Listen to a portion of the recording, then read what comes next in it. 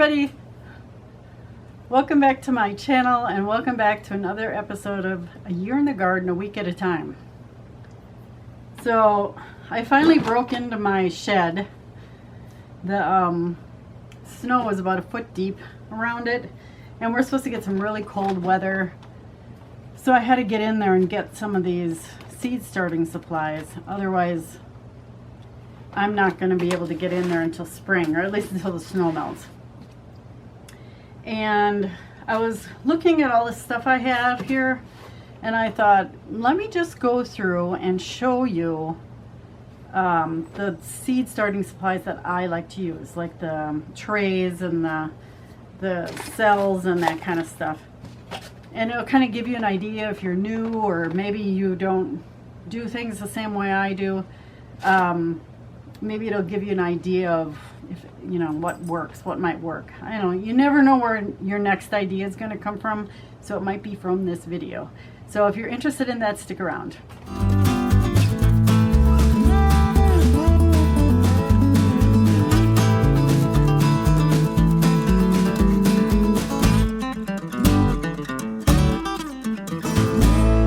All right. So not only did I have to break into my shed, I had to break into my greenhouse as well. But I was able to get in, fortunately, because it was a fairly warm day. It was like 37 degrees or something like that, so the snow was fairly soft. So that's good, I was able to get in. Because my favorite seed starting tools were in my greenhouse. And I was like, oh, I don't have my favorite little tool that makes a hole in the dirt, you know. I could use a pencil, but I just wanted to get my favorite stuff. So let's start here. This is a regular old wash tub. And it is, I got it at Walmart for whatever, wherever their dishwashing stuff is. That's what it is. And I like the black because you're mixing up dirt. And this is a really good size for me to mix up like either seed starting mix, or if I'm mixing up just a little bit of potting soil, I like to do it in this. It's a perfect size. It's nice and deep. It's not quite 6 inches deep. And so this was out in the greenhouse. I had to go out there and get it. And then I have a spatula that I use to mix it up. This is a Christmas spatula that I never use. So it's been relegated to garden use, and that's really good for mixing stuff up. In addition to that, so you need a Sharpie to label your plants. And then if you're doing winter sowing, you need a paint pen. Now you can find these at Walmart. You can also find them at Hobby Lobby. You might even be able to find them at the dollar store. I don't know. I don't shop the dollar store that often. But these won't fade in the sun because of UV. You know, winter sowing is sitting out in the sun most of the time. And if you write with a Sharpie, the Sharpie will fade. The UV will fade it, and then you open up your plants and you'll be like, what in the heck is in this container? Or like if you label your tomatoes, which I've done, or I've tried to take them out and then they fall and you're like, oh no, which ones are these? So yeah, you need a paint pen. What else? I grabbed some trimmers. I have a little set here. These are Fiskars. They're in pretty bad shape, but they still work great. These are also Fiskars. I probably don't need those, but you never know. I grabbed a trowel just in case I need it for some reason. I have these plastic measuring spoons, just cheap. You get them at the dollar store, Walmart, whatever. They probably cost $1 for measuring out fertilizers. And then I have, this is an old liquid measuring cup. The paint started coming off on these. So I wrote to OXO and said, hey, the paint is coming off my thing, and they sent me new ones. So I relegated this one to garden use. Again, for liquid fertilizer. Oh, there's my other paint pen. And then I have some measuring cups. I got these at, I think I got them at a rummage sale or something like that for $1 or something like that. But I always try to separate like my measuring spoons and my measuring cups to keep ones for garden use, so I only have to, so I don't have to use my ones in the garden. Another thing I really like is this little thing. And it's something that came with my little seed starting trays, these ones. And I've got a link for those down in the description box below. It came with that. I use this tool all the time. It's perfect for making like holes, like if you're doing your seed starts and you just want to make a little hole in the soil to put the seed in. It's perfect for that. You can use a pencil too, which works fine, but that's my favorite one. It also came with this one. It's got like a scooper on one end and a fork on the other. I've never used it. And then in here, I have a whole tray full of labels, used labels, like that.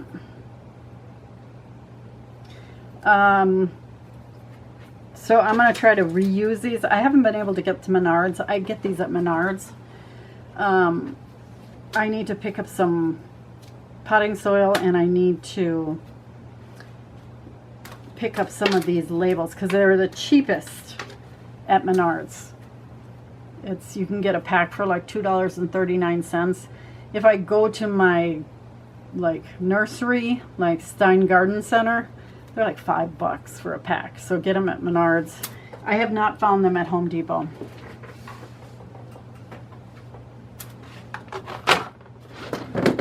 And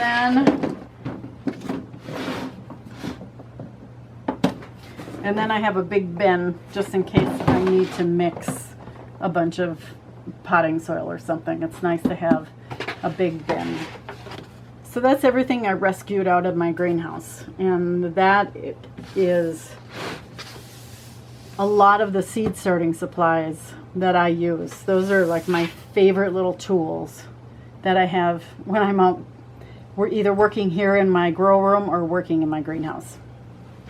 Okay, as for the rest of my seed starting supplies, I think the most basic thing you need to get are these.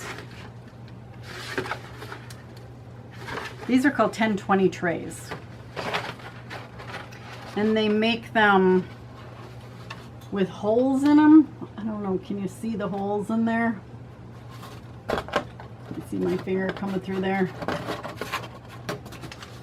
And they make them, that one's dirty, without holes. So some people put the one with holes inside the one without holes, and then they put their cells in here. Or you can just plant a whole tray of the one with holes, like if you were broadcast planting or something like that. But I don't use these ones with the holes very often. I use these ones without the holes. And you can buy these. I've seen them at Menards. I've seen them at Home Depot, but only in kits. Like they come with the inserts in them already. Johnny's sells them. Johnny Seed sells them. Although I heard that Johnny's is only selling to commercial growers now. So I don't know if that's just for their seeds or if that's for everything. I can find them at Stein Garden Center, but like last year, they didn't even put them out till April. So I would say your best bet is to go to greenhousemegastore.com, sign up for their emails. They'll send you a coupon for 10% off, and you can find all of these kind of trays there, and they have really good quality stuff. And then if you're buying these, you might as well buy one of these. Now this one says Johnny's on it, so obviously I've purchased these from Johnny's, and these go over the top. So before your seeds pop out of the ground, before they germinate, you have to keep them covered so the humidity stays in there, especially if they're on heat mats, because if they're on heat mats, you'd have to water a couple times a day with those. But yeah, these covers are really nice as well. So those are like basics, really good basics. Then you can put everything in cottage cheese containers for all I care, you know. But it's really nice to have these trays, especially if you're going to be bottom watering, because you fill the tray up with water and then the seed cells will soak up the water, and that way you're not getting water on top, which leads to fungus and a bunch of other problems. So I like to bottom water everything. If you don't want to buy anything this big, these little trays, these Coram, they come with a tray in the bottom and then an insert, and they come with their own lids. So you get your own little greenhouse container here. I've got the link down in the description box below for these. They are really nice if you're not really in like super seed starting mode yet and you only want to start a few things. For instance, here is my parsley that I started. This is curly parsley and flat leaf parsley in here. And it's perfect for this because this is all I need for my garden. This was actually more than I need for my garden because we'll end up dividing these cells. And we'll get, there's 12 in here, we'll get 24 plants out of these. So, but they're doing really good. We had really good germination of these seeds. But yeah, I like these for that. When I don't want to start a whole tray of seeds, this works just fine. These little seed starting trays. And I think you get 3, 4, 5, 6, 7, 8. You probably get more, 9, maybe 10 of them in a pack. And I think they're 20 bucks. So, but they're really good quality. I haven't had any problems with them cracking or splitting or anything like that. Now for these 10-20 trays, you can get a couple different size inserts. And mine are all dirty, so just so you know. These are 9-packs, I call them. And you can fit 2, 3, 4, 8 of these in one of these 10-20 trays. Now, these are great for starting herbs. They're great for starting tomatoes, peppers, lettuces, cabbages, anything like that. Anything that doesn't need a whole lot of room for the roots, these are really good. Flowers, they're really good for. Yeah, so I really like these. So you can see they fit perfectly in here. When you buy this as a kit, like if you go to Menards, they'll have the dome, the tray, and then the inserts as a kit. They come all together. You just have to break them apart. So another size that I really like are these 4-packs. Now these are great for your vegetables that grow really fast. Like all my watermelons, all my cucumbers, all my regular melons, anything that's you're gonna grow like say 4 weeks before your last frost date, I would put in here because they need a little more room for their roots, and That way when you transplant them, there isn't so much root shock or transplant shock. So, and these fit, you can mix and match in these trays. So you can see they fit right in there. So you could have half of this type, the 4th, and half of the 9s, and they're gonna fit just fine. When I start my seeds, I like to put everything that kind of grows at the same speed in the same tray. I've seen other YouTubers who plant and they'll put fast growing, you know, 4 9-packs of fast growing things and 4 9-packs of things that take longer to germinate. And I don't like that, because then you're constantly moving your plants around because they're at different phases. So I like to do a whole tray of things that all kind of have similar germination and growth rates to them. What else do we have? Last year I purchased a bunch of new trays. These fit in the 10-20 trays. And these are just a bigger version of this. So let me pull one out.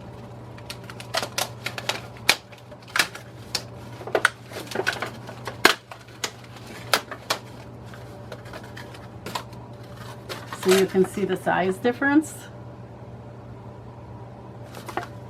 So again, these would be for your really fast growing things that you just, you know, like for me, I'm starting them in the greenhouse in May because I don't dare start them outside.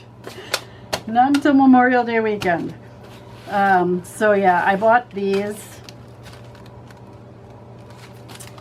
They're made for a 10-20 tray at Greenhouse Megastore.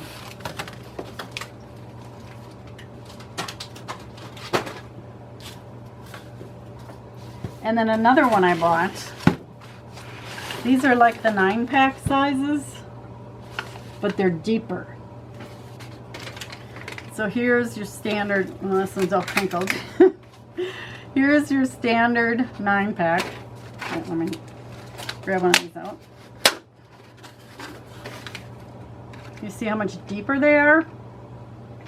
These are great for tomatoes, like even transplanting tomatoes. But this year I'm going to try growing my tomatoes in these. But it gives you all that growth. And if I can save myself from transplanting a few things, it'll be worth it. So again, I got those from Greenhouse Megastore. Some other ones that I really like to use are these 6-cell packs. These I don't use quite as often. They're great for peppers. They're good for tomatoes if you plan on potting up. They're good for herbs, especially if you're going to be splitting your herbs. Like, I will grow my basil in here. Start out with 6 plants, end up with at least 12 plants. Probably more than that of my basil. So yeah, I like these ones too. I don't use these as much as I do the 4 and the 9 though. And that is, everything's got straw on it. These are 1, 2, 3, 4, 5. 1, 2, 3, 4, 5. So these are 50 cells in one tray. It's like a whole tray. These are great. Like this year I'm going to start my onions in these. They're also great for starting flowers because I can get, each row can be a different variety of flowers, or 2 rows per variety. They're great for starting beans if you want to start them ahead of time. Like sometimes I do that. I start them in my greenhouse in April and then plant them outside in May. I did that last year. It gives them a jump start. What else have I started in here? I can't think of anything else right now. You could plant anything you wanted in here.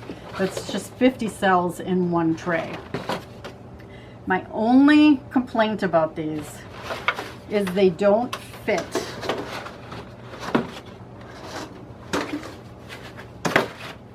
in these 10 by 20 trays very well. They're supposed to fit on there, and they don't. It's like they go like this. And so the middle is sitting on the bottom, but the top, the ends here, don't quite want to go over the end. So they don't sit in these trays very well. But I've made it work for many years. So yeah, I like these too.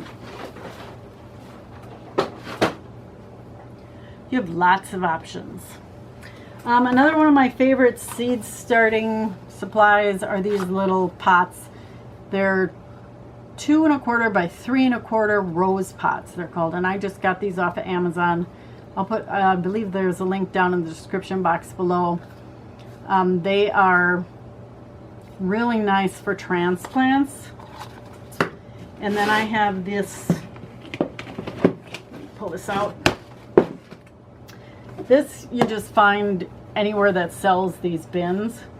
This is a 12-quart storage box, 16 1/4 by 11 by 5 1/2 about. And these little pots stand up in here perfectly. So when you're transplanting or up potting into these little pots, these are great for transplants, especially things that aren't, not tomatoes, but peppers are really good for these. I say not tomatoes because tomatoes have roots that go down pretty far, and when you transplant them up, usually you bury part of them. You want them to be deep. Herbs, they're really good for when you're dividing your herbs. They're really good for like flowers. They're really good for lettuces. Just about anything except tomatoes. So yeah, you can fill one of these containers and it fits just perfectly. Yeah. It's the perfect size is made for these. They work really well, and then all you have to do is carry this tray. So yeah, that works really well. There are a lot of other seed starting supplies that you can get, and I think that's it. Oh, one other thing. One last thing. These plastic, I don't know what these are. I call them stabilizer trays, because you can put a 10 by 20 tray in them, and it makes it easier to carry. They're really nice and sturdy. You can use them year after year after year. All this stuff you can use year after year if you're careful with it. But these really help to stabilize the tray, because when you're picking up one of these 10 by 20 trays with, you know, that's full of plants, they can be heavy, especially if they've just been watered. And this happens. See that break there? And I hate that.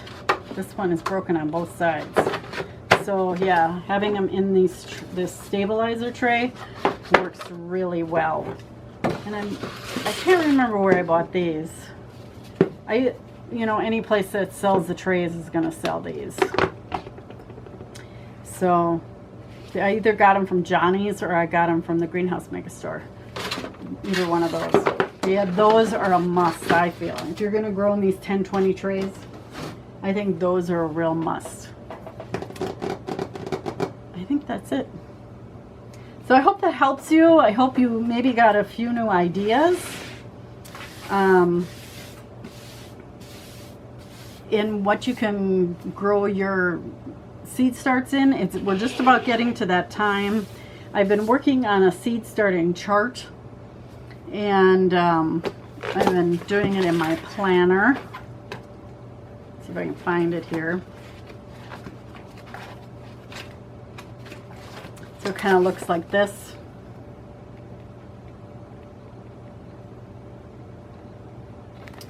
But I haven't figured out how to take this and get it to you. I might just make it into a PDF form so you can print it if you want to print it. Yes, we are 15 weeks before last frost date, and so there's not a whole lot that you can be starting right now at this point in time. If you haven't started your herbs, start your herbs. If you want to start seed sprouts and microgreens, you can do that. I forgot, I'm going to give you an update on that. And then if you want to do onions, leeks, and chives, you can do those. I'm going to hold off on my onions for a little bit, at least a couple weeks maybe. But yeah, you can do that as well. And right now I need to clean my seed starting trays. So there's a way you can do that. I think that's going to be next week's episode. And let's go, I'm going to go give you an update on my microgreens and my seed sprouts. So here are my seed sprouts.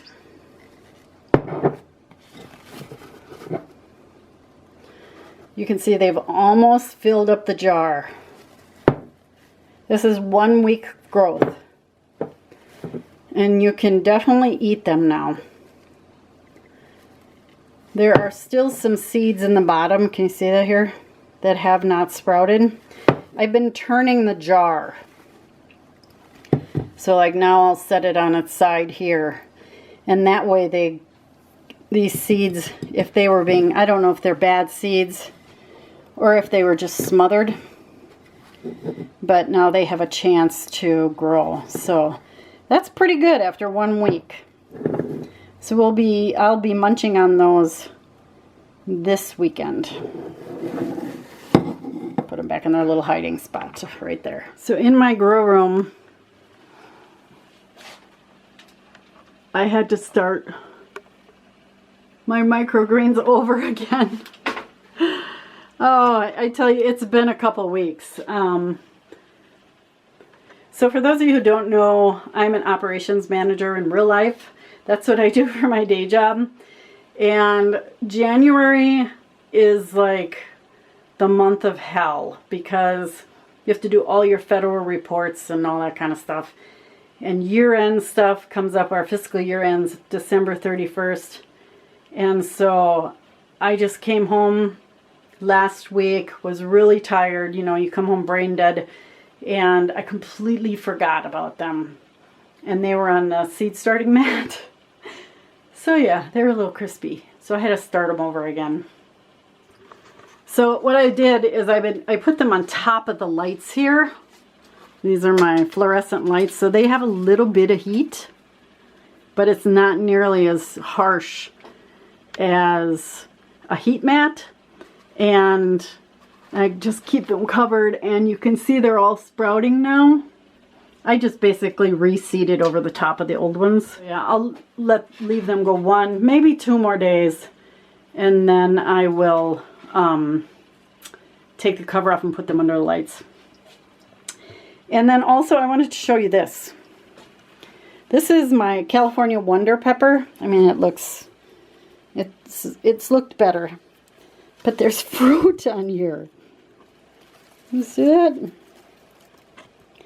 Someone explain to me how there's fruit on there when there's no insects in here. Like, I don't even have one fungus gnat in here. But the California Wonder Plant has a bunch of fruit in it. I just noticed it. I should probably pick them all off. Oh, here, this one does too. This is, what is that? I think that's that no heat habanero. Yeah, that's Felicity. That has peppers too. Anybody else got peppers? Yeah, so I tried to pick off all the flowers, but there were so many of them. And these will all get trimmed down too once they get planted outside, or they get brought outside.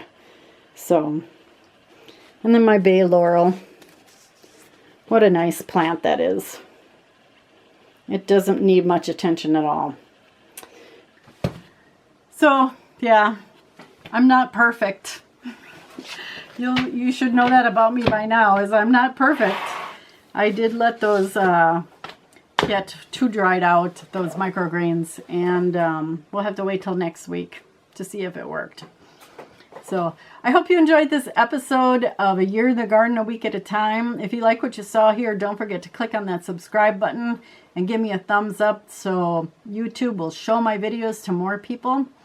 And until next time, we'll be at 14 weeks before last frost date. Have a great week, everybody. Bye-bye.